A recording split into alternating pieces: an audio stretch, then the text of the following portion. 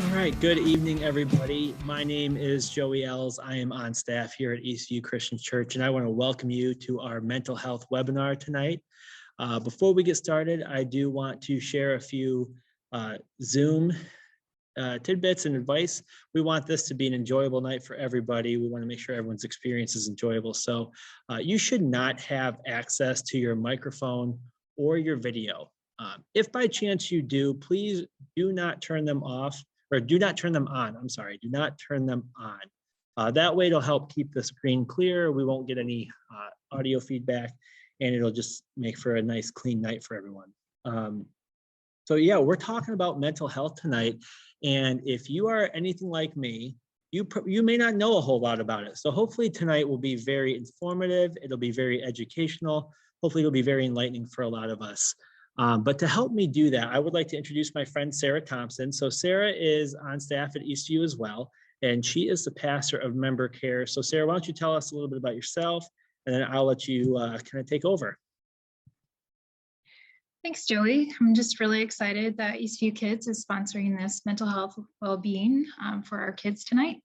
And like you said, I'm the pastor of member care here at Eastview, and so I oversee pastoral care ministries, connect with some of our local counselors, and so we have a panel of licensed clinical professional counselors here with us tonight, and they're going to answer some of the questions that we have gathered from you all who have registered to answer. So I'm excited to hear from them.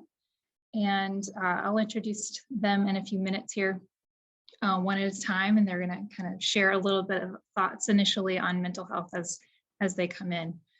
But a couple of things that I wanted to just say as we start is that we do have the text hello option available for you. If you just have something really personal you want to text with somebody, there is someone supporting us tonight at that number, and that number is 309-808-6615, and you can text a question to that number or even just a statement, and someone will respond to you even while we're talking tonight. So I want to be clear that that's not a suicide hotline. If you need the suicide hotline, that is 211 or 911. So this hotline or this text hello in the chat right now, that is really just for if you need a little extra support or have an extra question that we are not answering. So also tonight we have, like I said, licensed clinical professional counselors on our panel, and that you're going to hear from. And while we hope to address all your questions that you have posed, we'd really like you to keep in mind that these are answers to basic information, and they shouldn't be taken as specific medical advice for your particular situation. Instead, what we really want you to do is just contact a medical professional, a mental health professional, if you need that to really analyze your specific situation. But I do hope that tonight we're going to really answer these questions, and that there'll be helpful guidelines and frameworks for you as you parent your children and really promote their mental well-being. So with all of that in mind, we know that God cares about our mental well-being, and because He created us, mind, heart, soul, body, spiritual life, all is mixed together. And so we just really want to invite Him into this space. So let's pray before we get started. So Father, Jesus, Holy Spirit, we invite you here. We thank you for making us fearfully and wonderfully. We thank you for our kids, and we thank you for the way that you have created them. And Lord, we know that you intimately know all of the challenges that we face as parents, that our kids face in this world that we're living in. And so I just pray for your wisdom and your guidance. I pray for the counselors as they speak to the questions, that you would guide their answers, and that Holy Spirit, you would speak through us, and that the hearers here tonight, the people listening, would just feel affirmed, blessed, lifted up, and inspired and empowered to carry out what you've called us to do, which is to love you and love one another. So, so help us to know how to parent well and love our children well tonight. Thank you, Jesus. It's in your name we pray. Amen. All right. Well, I want to start introducing our panelists one at a time. And so I'm going to have Karen Lee join our screen. So Karen is a licensed clinical professional counselor working in our community for almost 2 decades. And she currently works in private practice in Bloomington, Illinois. And she works with adolescents, individuals, and couples. And while she is capable and excellent at all sorts of mental health issues and concerns, she specializes in sexual addiction and multiple addictions. And she really loves helping people recover from trauma that leads to these kinds of addictive coping behaviors that they fall into. So welcome, Karen. Thank you, It's really Sarah. good to have you here. So would you start us out by telling us what mental health problems typically occur in kids and teens, and what are the common triggers that these issues have? So a lot of what we're seeing in our office is anxiety and depression. So any of the mood swings and mood disorders can affect kids and teens as well.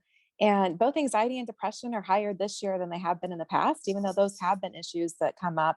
For anxiety, a lot of times kids have stomach aches, or depression, they're sad.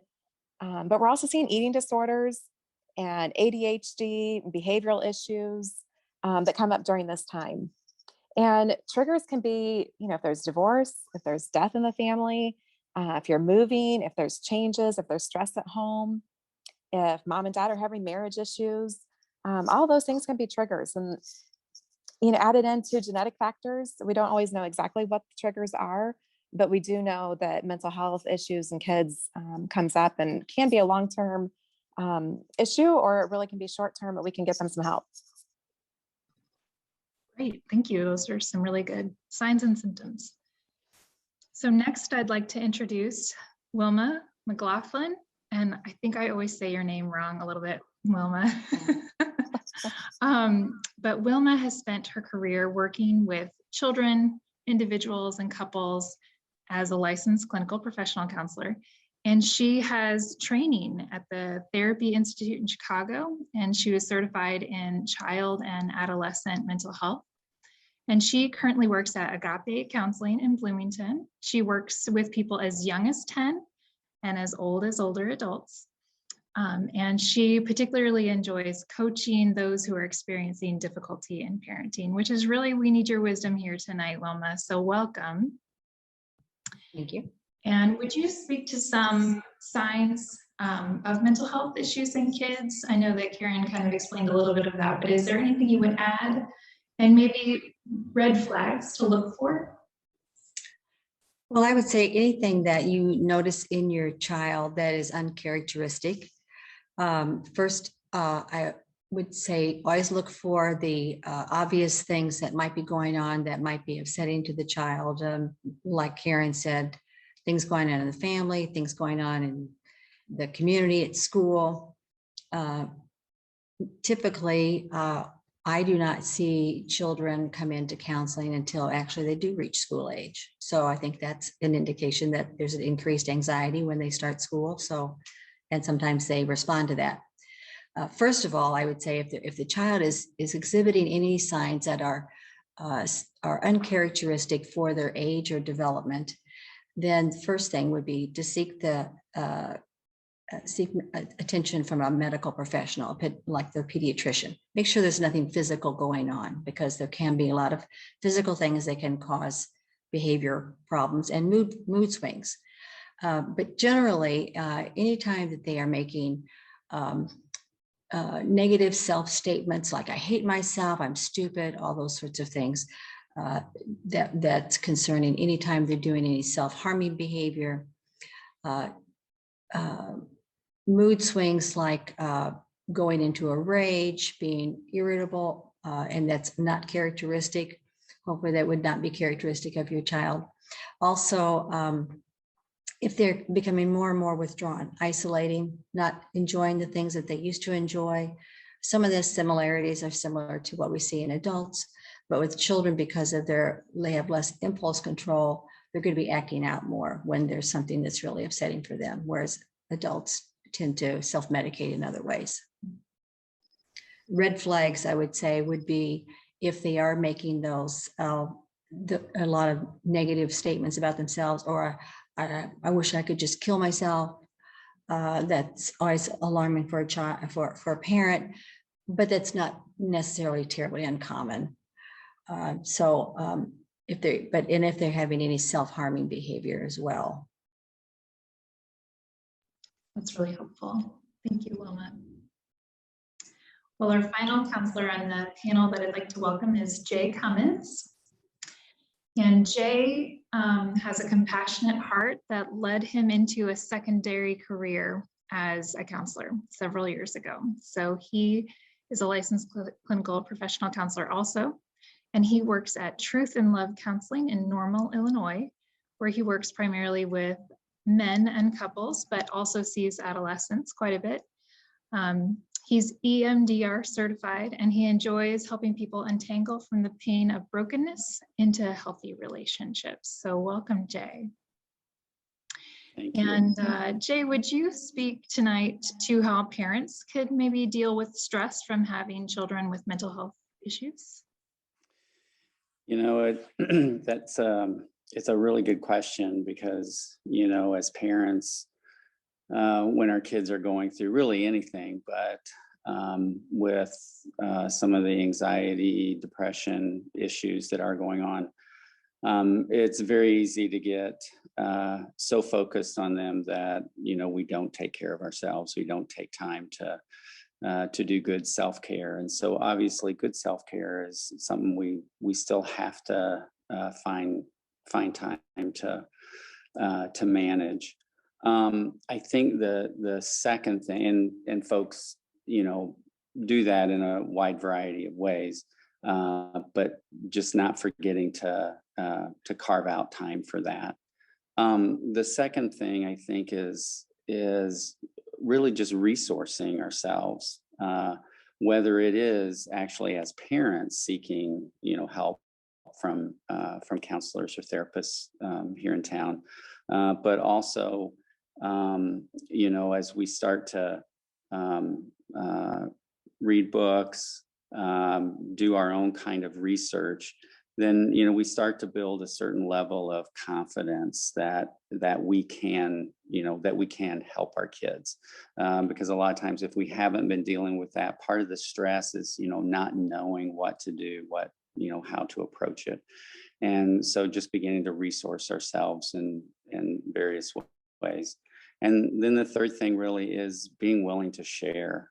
You know, so many times, you know, we find ourselves, you know, our kids are going through something and we feel like maybe we're the only ones. And undoubtedly, as soon as we start to share, whether it's in our small groups at church or close friends, you know, folks that we feel comfortable with, safe with, almost always, as soon as we start to share, we start to find out that we're not the only ones going through this, and we start to pick up a nugget of how to, you know, to help our kids. And once we start to do that, then, you know, it starts to take some of the weight off of our shoulders that we're feeling like we have to solve this for our kids. And you know, just as with most things, you know, we can't fix everything for them. And so realizing where our limitations are is part of that, you know, helping us deal with the stress. Yeah, definitely. Our limitations, self-care, resources are really important. I realized that I mentioned your EMDR certification. I know you all have that too.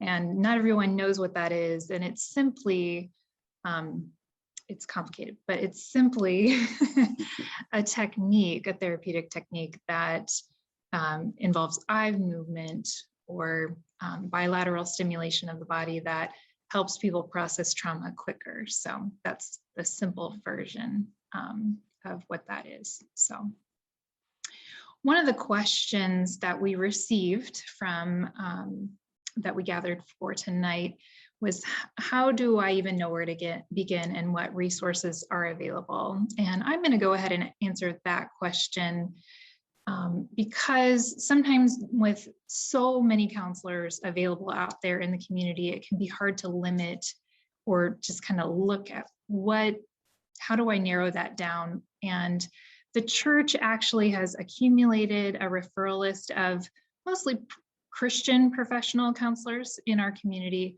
And I'm going to put that link in the chat here in a few moments. But we have that on our website that you can access anytime. And you can always contact me if you have any questions about counselors in that area. But that can help you if you're looking at your provider list in your insurance to know who you could go to with your insurance company. Also, counselors are really overwhelmed right now. A lot of caseloads are full. And so we need other kinds of supports for mental health and supporting our kiddos. And so Wilma actually has a parent support group that she's doing, and I'm going to put her email in the chat so that you can contact her if you'd like to be a part of a parent support group for just helping navigate the challenges with kiddos. It's once a month. And Bloomington campus is also hosting a group for 3rd graders through 5th graders called Inside Out. And like I said, it's hosted by Integrity Counseling, and it's going to be from like April 5th to May 24th. And I'm going to put that in the chat as well. But it is really primarily for helping kids explore what emotions look like and feel like, and help them navigate those kinds of things. We also do care appointments at the church, and those are appointments that you can make with pastors on our pastoral counseling staff. Those appointments are not mental health providers, but definitely if you want to seek some spiritual care as you're going through life's challenges, we want to be available for you. And you can go to our website to schedule an appointment online. I'm going to put all of those in the chat.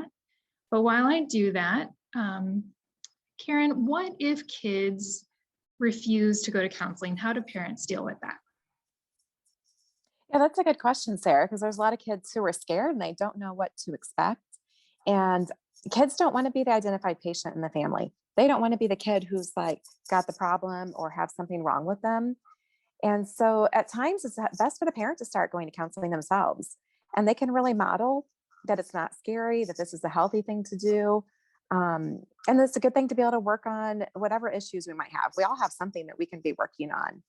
And then maybe they can introduce their child to go to counseling with them, and they can show them it's not scary. We're going to go talk to someone. And then eventually maybe the child will go ahead and reach out and want to go counseling on their own. But don't just take their original, like, no, I'm not going to do that as the answer. And don't underestimate the power that you have as a parent to be talking to your child and asking them open-ended questions and getting them involved in one-on-one conversations with you. I mean, you can do a lot of that before even stepping into the door with a counselor.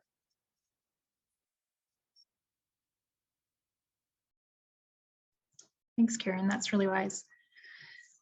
Jay, we often hear people talk about, if I have the joy of the Lord, is it shameful that I struggle with mental health issues? Is there something wrong with me? How would you respond to that?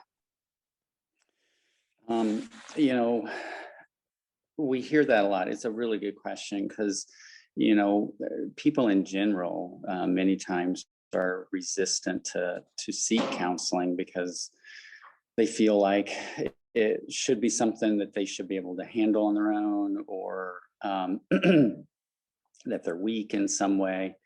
And when it comes to a spiritual aspect, yeah, a lot of people do struggle with this idea of, am I not praying hard enough? I've asked God to help me deal with this particular issue of depression or anxiety or just some other issue, and it's still here. So there must, I must be doing something wrong. And really the truth is that whether it's, a physical issue or whether it's a mental health issue, it still has something to do with our bodies. And we need help working through a lot of those issues. And, it's a great mystery that we will all want to know, and why some prayers are not answered the way we would like them to be. But it doesn't mean that there's necessarily a lack of faith or a spiritual issue on my part that I may be continuing to deal with that. Shame is very much an emotional trigger that we all deal with a lot with our clients. And the bottom line, shame is not an emotion that comes from God, that comes from the enemy. And so recognizing that if that's what I'm experiencing, this is not what God has planned for me. So I think just that idea that it is okay to reach out and get help with these issues. God provides us lots of resources for that. Man, that's so true. And so, yes. So another question that kind of goes along with that is what if a child needs medication? So Wilma, what would you say about that? If a child needs medication, is that something that is doable? Will they need to take it forever if they were to start it?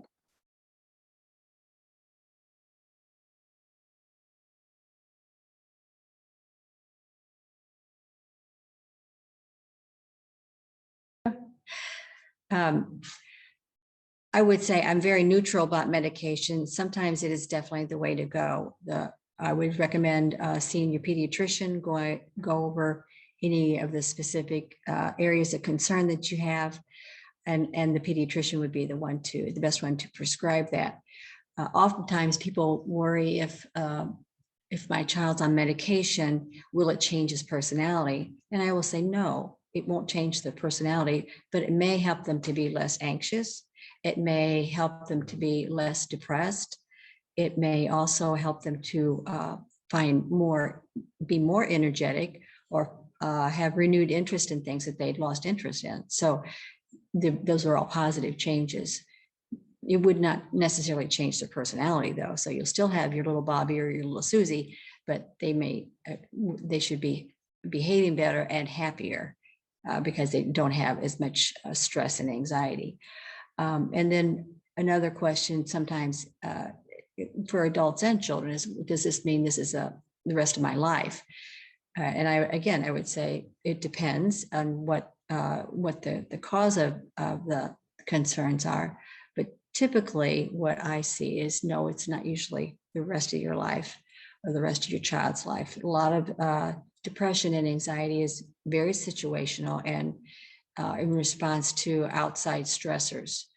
Of course, there's always other times when it's not, but the medication can be a very big help and a relief for children, and relieve their suffering really when they feel out of control. That's helpful. Thanks, Wilma. So Karen, I'm going to switch gears and talk about maybe a particular thing that some kids do deal with, and that is cutting. So if someone's child is cutting, how do they know when it's serious, or when they need to go to an institution, or something maybe less extreme as an institution? I think cutting for a lot of parents is really scary, because for most of us, I've got two sons in high school, but when I was in high school, there weren't many people who were cutting. At least I didn't know about it. And in the last 20 years, that's not been the case. Lots of, girls and guys both cutting. Typically I see it more in girls. And the people who are cutting explained to me that it's really a way of their emotional self coming out in a physical way. So when they see the physical pain, that represents their emotional pain. And for some of us, it's hard to understand as to like, why is that? I mean, that hurts. Why would we want to do something that hurts? But for those who are really struggling, they want to see that blood, they want to see that cut, they want that relief, that when they cut or poke or whatever they do to harm themselves, that actually provides some relief for them. And it can become addictive. So at times it's, minimal, and maybe they won't really harm themselves. Other times it's much deeper, and the cuts are deeper, and they really do need to go to the emergency room or to their doctor. They may need stitches. They may need some special ointments to help the scars heal. I've heard from some clients over the years that it's hard for them as the scars are healing, because it's like they're going to then forget what's happened to them emotionally, and they don't want to forget what's happened. So they need some other coping skills. That doesn't have to be the only coping to help provide relief or to make them feel better. But it doesn't necessarily mean that they are suicidal or that they need to be put into an institution or be hospitalized. Sometimes that is the case, that they do need to be hospitalized and they need a higher level of care to make sure that they do not kill themselves or permanently harm themselves. But that's not always the case. We just need to be able to ask good questions and find out what's going on, and then find out what are the deeper issues. And that's where probably, going to counseling will help find out what some of those triggers are and what some of those deeper issues are that they feel that they need to have that relief of cutting. It actually kind of seems like it's good detective work on the part of the parent and even on the part of the helper, mental health helper in that situation that kind of determines that. Jay, what about social anxiety? If kids are dealing with social anxiety, how do they deal with that when there's so few social opportunities, especially in these days? Well, yeah, with the pandemic and all the restrictions, that definitely has impacted social issues for our kids. But I would say even in the situation that we find ourselves, as we've worked through it, we've all managed to find some type of bubble to interact within. Some of us have a pretty restrictive bubble, others might be a little less restrictive, but we've all managed to identify a bubble, right? And so with our kids that are dealing with social anxiety issues, it's, the strategy is still sort of the same. It's, trying to identify a bubble that meets the needs or meets the goals of what we're working towards with that particular kid and their particular social anxiety issues, right? So for example, if one kid is dealing with, it's really hard to even be in one-on-one or one-on-two type situations, then I'm obviously going to be trying to set up a bubble with some very, trusted friends, trusted adults, that sort of thing, that, gives them, lets them work on those skills in a very, very limited environment. If it's, they're working up to just being with, larger groups of friends, with peers and some of those types of situations, then obviously I'm going to be trying to set up bubbles that, will include, certain friend groups or aspects of subsets of certain friend groups that allow them to do that. But again, the main issue is just trying to, just like we've all done, trying to set up that bubble where we're comfortable, just based on what the need is. This is one of those where it really does depend kind of on what the individual need is, the individual situation is. Definitely, case by case. Karen, what about eating disorders? So we had a statement, my child has an eating disorder. I have no idea what to do. Mm-hmm. So eating disorders for most people are really a loss of control. Like there's a lot of things in life that they can't control, but they can control their food and they can't control what they will eat and digest and what they will not. And so some of those open questions of trying to figure out what can your child control? Are there things that you could give them more control of to help them? But eating disorders are one of those tricky things that develop in adolescence for boys and girls. And we've got to be able to get them help because it can get serious really quickly. And so contacting their pediatrician, getting them in for a physical, finding out if they've lost weight, if they've gained weight, if they need to gain weight, and being able to come up with a nutrition plan as far as how many calories should they be eating, what kind of activities should they be doing. And for eating disorders, we really encourage a team. We call it a multidisciplinary team of a doctor, a dietitian, a therapist, potentially a group. If it becomes more serious, they may need inpatient treatment, or they may need an intensive outpatient treatment program with other people who are struggling with eating disorders, because it really takes a full effort.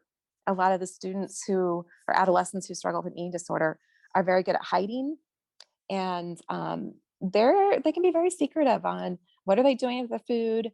And as a parent, you need to be super, super involved with that part as far as helping them fill their plate, sitting with them, keeping conversation light, and encouraging them to eat.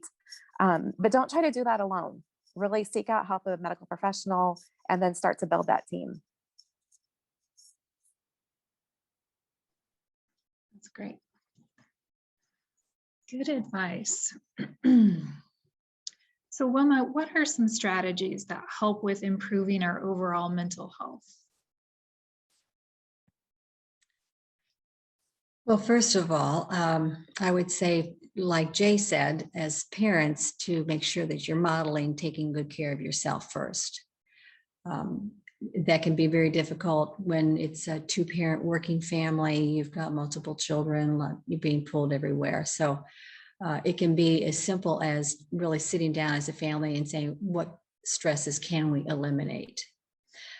Stress seems to be just about the number one thing that is really adding to our mental health crisis that we have right now with COVID and the remote schooling and all those things. So trying to eliminate stresses. The other thing that I really encourage parents to do is to make sure that they model good mental health by getting outside every day. It's recommended that we all need 30 minutes of fresh air and sunshine every day, and you can break that down into 10-minute increments. But if our brain cannot function well and in a healthy way without fresh air and sunshine. So very basic, very simple. And I just like to point out that if we're staying inside with the shelter in home idea, we're just breathing recycled air. And that's just not good enough. So that, all along with, of course, diet and those sorts of very basic things. But as parents also, one of the things I like to encourage people to do is rather than focusing on correcting behavior, which it's very easy to go there, instead put effort into noticing when your children are doing something that you really like, or just noticing special things about them. Don't do the great job or anything like that. All you just have to do is say, I noticed you picked up your school books today when you got home, or I noticed you hung up your backpack. I noticed you took your dishes to the sink. Just those little simple things that sound ridiculously simple, but for a child, what it's saying is, I see you, I hear you, and most importantly, I feel you. Those are the three things that noticing does. It can really turn a relationship around. Do the same thing with your spouse or partner as well. Just those noticing things, and notice the positives that the child is doing or your partner's doing. Also, with parenting, I encourage parents to think of themselves as their child's favorite playmate. You are the most important person or persons in your child's life, and they are in yours. So the more time you can spend with them one-on-one, the better. So use time in with a parent for correction instead of time outs. So it seems to be counterintuitive, but it is much more effective. Children will learn proper behavior by how you model it yourself. So engage them with you in simple tasks around the house. You work alongside of them instead of ordering them to do things, so that you're involved with them. You become the role model. So those would be some of the biggest things. So model it yourself, get outside, get moving, fresh air and sunshine, notice the positives, and use more time in instead of time outs. Thanks, Wilma. I really like your perspective. When I've heard you talk before, you mentioned that just the importance of the parent-child relationship. And also you mentioned that the lifespan of an adult is on average 80 years. Mm-hmm. And so the potential for the parent-child relationship is 80 years long. And I think that's a very interesting perspective when you think of what you're talking about with nurturing that relationship with the positives and noticing. Noticing is actually a very helpful spiritual practice, actually, as well. Just being very mindful and aware of everything and being present to who you're with. So thank you for that encouragement. Let's see, what else do we have here on our list of questions? So gender has been a kind of a big thing in the world, especially in adolescents and teens. And so, Jay, how does a child's gender impact mental health issues? Yeah, that it is a good question for these times. I mean, the easy answer would be to say, oh yeah, you need to look for this in boys, or you need to look for this in girls. But one of the challenges with doing that is, I think, when you use some type of stereotype, is I think you open yourself up to missing something. And I think the focus really should be on, who are they as an individual, right? And I think looking at things like, are they introverted? Are they extroverted? Are they a perceiver or sensor? And how they take those aspects of who they are and how they see themselves in their particular environment they're in. So whether they're male or female, how do they see themselves as they are in those environments? And so I think it sets you up to one, making sure you're knowing your kid very, very well, right, and getting to know them, versus again, sort of just relying on what might be some of the typical stereotypes of what might be expected from a teenage boy versus a teenage girl or something like that. I mean, in general, we need to understand or need to know or be able to read our particular kid, and so that we do notice when something is sort of changing, right? Because whether it's a teenage boy or a teenage girl, a change in behavior, like I think Wilma had mentioned earlier, or Karen, that's what we're kind of are looking for, that there might be an issue, and that really is going to be very specific, most times to your particular child.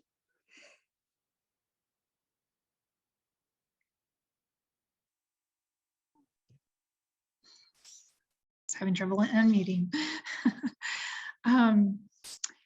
Yeah, and we're uniquely made, right? The Bible talks about that, and every person is a unique image of God. And So yeah, being curious, staying curious and open to what each person is like can be really helpful. Imagine in multiple child settings, knowing your kids individually and uniquely is important. So Wilma, here's a tough question. So do we cause our children's problems? Are they the problems that we have with our kids sometimes caused by something we've done?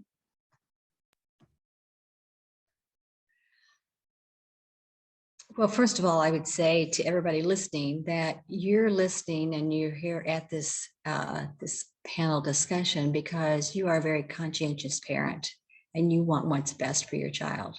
So I just want to congratulate you on that and applaud you for that, and let you know that you are also your child's very biggest cheerleader and should be your child's biggest cheerleader. Could we be the source of our children's problems? I don't think so. I'm not one to say, you know, you're to blame for this or you're to blame for that. It's more about not what we do or don't do, but oftentimes it's how we respond as parents. That message that we send to our children could be, you know, we're sending signals that they interpret as a negative, something negative about themselves, but it's not what we mean. So I wouldn't scrutinize that too much, other than it is always good to be self-reflective and to try to listen to how you sound. I love it when people, kids especially, will sometimes secretly record, you know, family members, and you know how horrible our own voices sound. Sometimes that can be good and very enlightening. The other thing, it's a good idea to, if you're having those concerns, to come see a therapist yourself, because there may be some things that you are somehow transmitting to your kids inadvertently, maybe a sense of disapproval that you don't mean to, and you might need some parent coaching to help you with that, to recognize, okay, that's time when you could have noticed the positive instead of noticing the negative. So there's some very simple strategies that we can all use in daily life. Thanks, Wilma. So let's sort of shift to kind of how we talk to our kids about mental health issues. And so kind of want to think about that in terms of a couple of different ways. So in general, when we talk to kids about mental health, I think we want to be observant, present observers, like kind of like what you were talking about, Wilma, with the being noticing, like I've noticed this or that change in you, not necessarily saying, I think you have depression or I think you have anxiety. I think that, you know, we want to be careful about how we diagnose people that we live with. And just kind of having that curious posture. So Karen, you had talked about windshield time, just having that kind of time in the car to be in one direction and not having to look at each other, but to talk about just how things are going and having little check-ins being important. And so would either of you, Wilma or Karen, add to that at all? I would just say, before we can have a discussion with our children about mental health issues, we need to make sure that we're having a lot of non-mental health conversations with our children, because they're going to be reluctant, as anyone would, to be talking about that very sensitive subject if they're not used to having just casual, fun, relaxed conversations with their parents. So that's a big thing, I would say. Make sure we're having non-mental health conversations, first of all, before we step into that area, and which can feel very intrusive. Okay. Karen, did you have something to add? Well, I was just going to add on the windshield time. Like anytime you have an opportunity to take your kids with you somewhere or you're driving them to practices, those are the best times really with your kids in the car where you're both staring straight forward. But you can bring up conversations and they might bring up conversations to you with you that feel safer because you're not sitting there eye to eye. And most of the time as counselors, we're recommending people have eye to eye conversations. But with teenagers, it seems like you can get them to talk more if it's not eye to eye. And it's just casual. It's only 10 minutes in the car from home to school or from home to practice or from home to church. That you can have lots and lots of short conversations rather than let's sit and have this drag out for an hour. No kid wants that.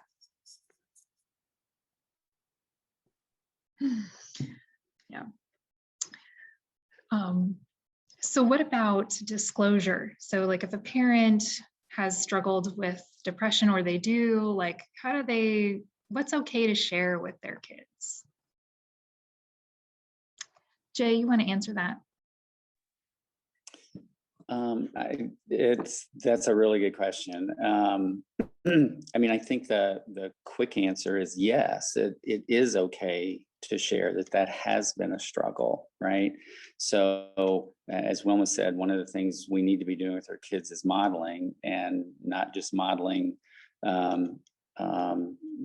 the happy times or the up times, but modeling how do we deal with when things aren't going well. I mean, obviously there's some caveats to that. And one is, you know, if I'm sharing that, okay, I've dealt with depression myself, I don't want to all of a sudden make the conversation about me, right? And especially I don't want to make it, I don't want to set it up that, well, and here's how I did it. And so if you just do this, you'll be fine too, right? Because that really oversimplifies a very complicated and a very individual or unique situation going on with your kid. They may have depression for a totally different reason, right? And if you're giving them advice of how it worked for you and they tried and it doesn't work, then they're going to feel, I must be doing something wrong, or there is something wrong with me, right? Mm-hmm. And so, you know, it's more about sharing a little bit of the, you know, the journey and you know, we all are going to be dealing with some form of anxiety or depression at some point in our lives, right? And as kids, as they, you know, start to learn, right, what that might feel like, be able to recognize it. And so if I don't necessarily use my disclosure to sort of swoop in and try and do it for them, right, make it simple, then I'm really allowing them to have their process so that they can build that experience that they're going to have, you know, under their belt later on, that they're going to be able to rely on, that, oh, here, I was in this situation, I was in this period of my life, you know, and here's how I, you know, kind of worked through that. And so, yeah, bottom line is just trying to make sure that we don't oversimplify what we went through for them, so that they can, you know, really build their own unique experience or their unique way out of it. Thanks, Jay. Karen, if a parent has a teen that shares that one of their friends is struggling, what should they do, or who should they contact? So that really depends on what the situation is. You know, if your child shares that their friend's suicidal, I mean, you need to get them appropriate help immediately, which means call 911, call the parents, get everybody involved that you can get involved. You know, if it's a problem with their parents, it's probably best that you as a parent not call their parent and, you know, sort that out. Maybe you give your child some advice on how to have some of those conversations with their friend. You know, it really depends on some of the situations. You know, if they're involved in a small group and something's going on with one of the other kids in the small group, maybe you encourage your team to talk to the small group leader. If it's happening at school, maybe you know, encourage them to go talk to the school counselor. and pull their friend into the school counselor where they can get some help together. But that very much depends. And a lot of times parents, we have the tendency to do like one way or the other. Either we jump in and want to help do everything and fix the problem, or we have the tendency to pull back and be like, yep, not our problem, not our kid. We're not going to do anything. And depending on the severity of the situation, you just want to take a breath and act appropriately, and a lot of times that's going with your gut, and you may make a wrong decision, but you'd rather be safe and overdo it rather than not do anything at all.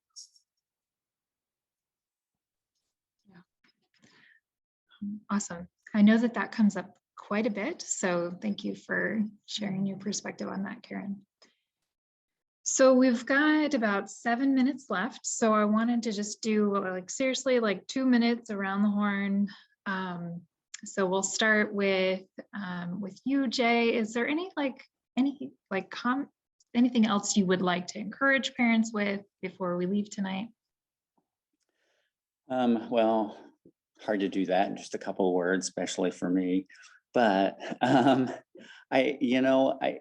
kind of back to a little bit talking about, dealing with the stress and that idea of sharing and realizing that you're just not alone as you work through this with your kids, because there's dealing with anxiety and depression is so unique, or any other issue. It's so unique to the individual and what they're going through. And so there just is not a one size fits all. There's not, just read this book and everything's going to be better. It really is. It's a journey of research and exploration. And, I read one book and I pick up a little something that helps, and I read another and I pick up something else, and I have a conversation with a friend and we're talking about it, and they have a thought, or I'm, talking to a counselor. And so it just is a journey. And so I guess I would just encourage you to try and not get discouraged with something happening very quickly, especially if you are able to get your child in to see a counselor and thinking, oh, they're going to have it all fixed in a couple sessions. And so just to manage expectations like that. Yeah, thanks. It's a process for sure.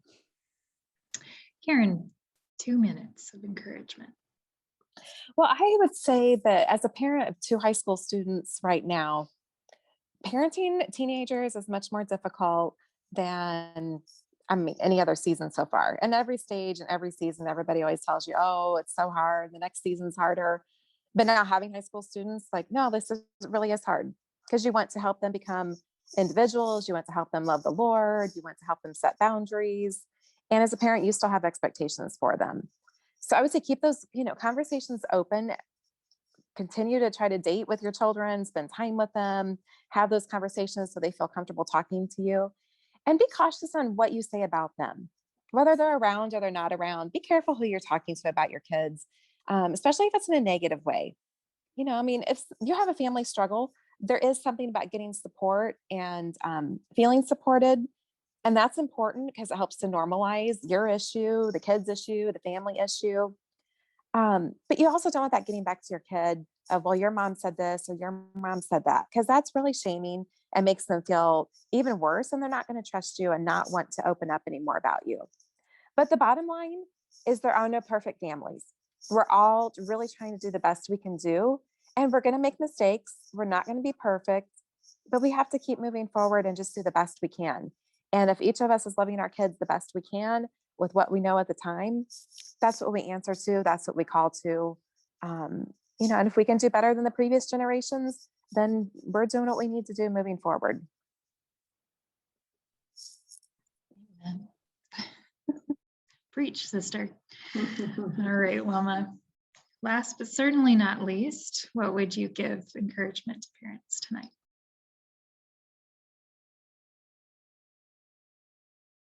I always forget that. I would say just not to underestimate your role in your children's lives. You are, as I said earlier, the most important people in your children's lives, and probably will be major part of their lives for 60 to 80 years. So that's pretty staggering when you think about that, especially how, our lives change so much over that time period. So I would say the word I want to leave with you as I was sitting here reflecting is permanence. There's so little in this world that is permanent. And so my hope and prayer for you as parents is that your children will experience you as these people are permanent in my life, and they are with me always. And that's a model also for how God is in our lives. And as parents, really, we represent that permanence and that forever love that God has for us. It's a big ticket, but I just want to encourage everybody to really kind of think of themselves as, being a sense of permanence in their child's life. Will really give them a sense of security, and you're always on their side. So that's great. Thank you so much, Wilma. And thank you so much, Karen, Jay, and Wilma, for being with us tonight and for just blessing us with some of your expertise and knowledge and encouragement for us as parents. And so I just want to thank you for everyone here that's attended and that will see this recording. And so, I just want to pray us out because it definitely is a journey with our kids.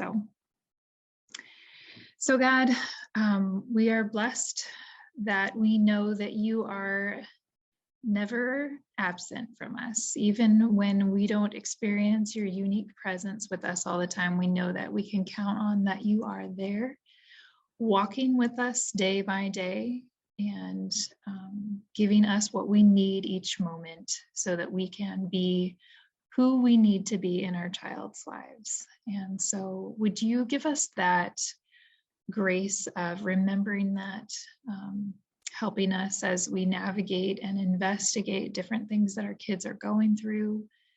I pray that you would just illuminate the things that they actually need and just give step by step us as parents what we need to do along the way. Would you give a special blessing to our panel tonight as they've spent time here? Would you just bless them in another way, and also just in their counseling of families here in the community. We just appreciate, Lord, that you have put strong believers in those roles to help us. So God, have your way in our church and in our parents and in the kids that are represented by the people who have been participating here. Lord, would you bring healing and restoration and life to them? We pray it in Jesus' name. Amen.